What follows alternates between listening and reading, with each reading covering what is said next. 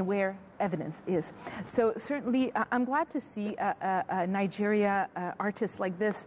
Tramadol was certainly highlighted as one of the huge issue in West Africa in the World Drug Report that was launched in Nairobi on the 26th of June. And these kind of epidemic, Kenya's not at bay.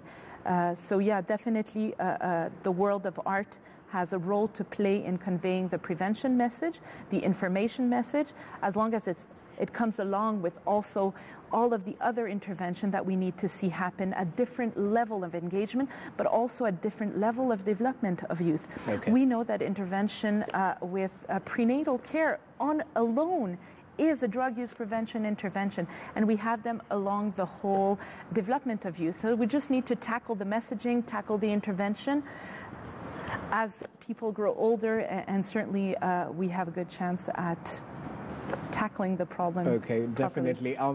As we conclude, the journey to sustainable development goals and achieving them is also enshrined in achieving proper healthcare in various countries. Right here, as you mentioned, part of the Big Four agenda is enshrined on universal healthcare, and we have a time frame set in order to achieve it by 2022.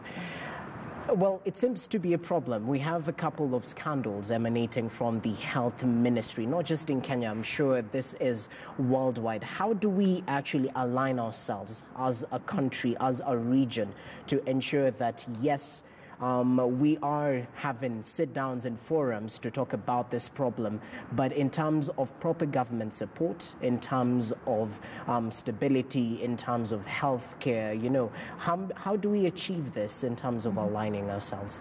I think there's two aspects to your question. One is obviously we need to have better governance. We need to have more accountable people in the health sector to achieve those. But we need to look at process, because sometimes it's not only about doing more things, it's about doing things differently and doing them better. And then when we talk about universal access, it means universal.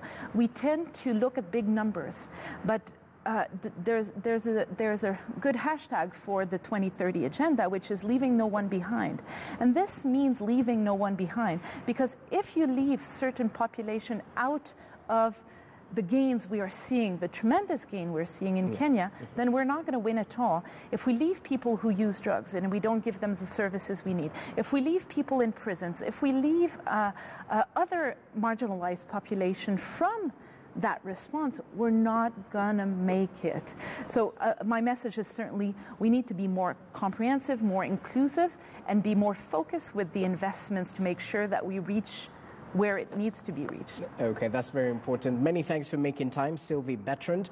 We'll definitely continue conversing about this all-important topic, and especially which serves under the mandate of the UNODC. Many thanks for making time. Thank you very much for having me.